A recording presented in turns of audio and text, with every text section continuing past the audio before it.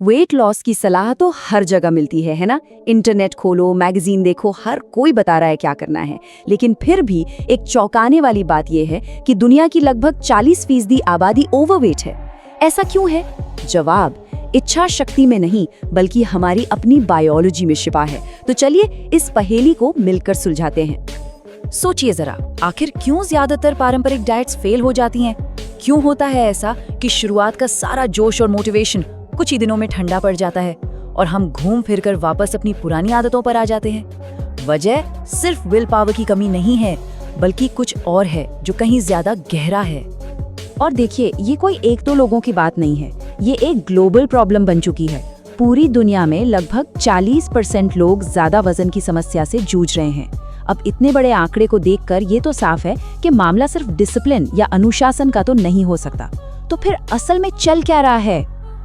Dieting शुरू करना, फिर निराश होना और फिर खुद को दोष देना, ये एक ऐसा चक्र है जिसमें बहुत से लोग फंस जाते हैं। अगर ये सब सुनकर कुछ जाना पहचाना लग रहा है तो एक बात समझ लीजिए, ये किसी की व्यक्तिगत विफलता नहीं है।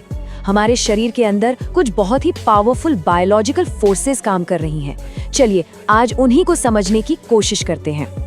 तो चलिए अब थोड़ा साइंस में गहरा उतरते हैं। सबसे पहली और सबसे जरूरी चीज, हमारे जीन्स। जी हाँ, वही जीन्स जो हमारी भूख और क्रेविंग्स के पीछे छुपे हुए असली ड्राइवर हैं। अब जीन्स होते क्या हैं? आसान भाषा में कहें तो जीन्स हमारे शरीर के लिए एक तरह की इंस्ट्रक्शन मैनुअल है। ये हमारे माता पिता से हमें मिलते हैं और यही तय करते हैं कि हमारी आंखों का रंग कैसा होगा, हमारी हाइट कितनी होगी और यहाँ तक कि हमारे खाने पीने की आदतें कैसी होंगी। जब बात भूख की आती है तो दो खास जीन्स का रोल बहुत बड़ा होता है। एक है FTO जीन, जो कुछ लोगों में ज्यादा भूख लगने का कारण बन सकता है, और दूसरा है MC4R जीन, जिसकी वजह से फैट वाली चीजें खाने की जबरदस्त इच्छा हो सकती है। तो अगली बार जब अचानक से कुछ तला भुना खाने की क्रेविंग हो तो याद रखिएगा, हो सकता है ये जीन्स का खेल हो।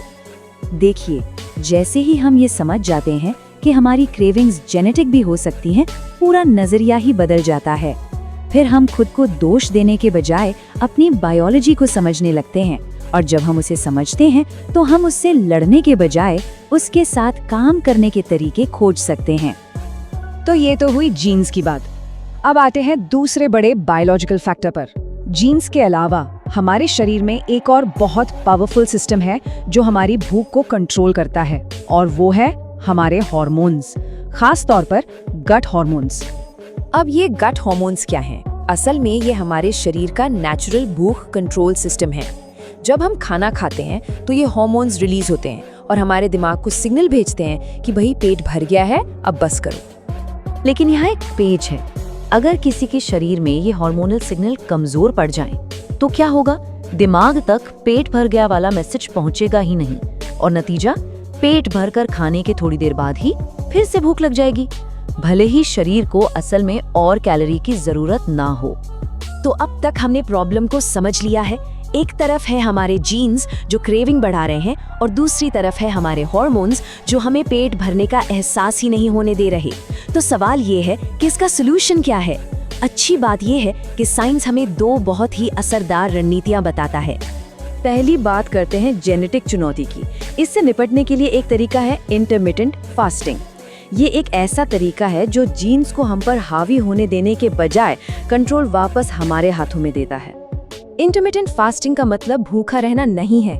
इसका सीधा सा मतलब है कि हम खाने के लिए एक तय समय चुनते हैं और बाकी समय शरीर को आराम देते हैं। जब हम फास्ट करते हैं तो हमारा शरीर एनर्जी के लिए स्टोर किए हुए फैट का इस्तेमाल करना शुरू कर देता है। इस प्रोसेस में कीटोन्स नाम के मॉलिक्यूल्स बनते हैं जो नेचुरली हमारी भूख को कम करते हैं। मतलब जितना ज्यादा फैट बर्न होगा, भूख उतनी ही कम लगेगी। इसे ऐसे समझिए, मान लीजिए हमारा शरीर एक गाड़ी है जिसमें एक्स्ट्रा फ्यूल टैंक्स लगे हुए हैं। हम लगातार मेन टैंक में फ्यूल भरते रहते हैं, लेकिन उन एक्स्ट्रा टैंक्स में महीनों से जमा फ्यूल का कभी इस्तेमाल ही नहीं करते।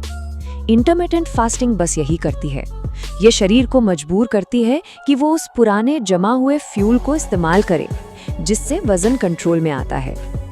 अगर आपको ये सारी जानकारी काम की लग रही है तो इसे लाइक जरूर करें, दूसरों के साथ शेयर करें, और ऐसे ही क्वालिटी कंटेंट के लिए चैनल को सब्सक्राइब करना न भूलें।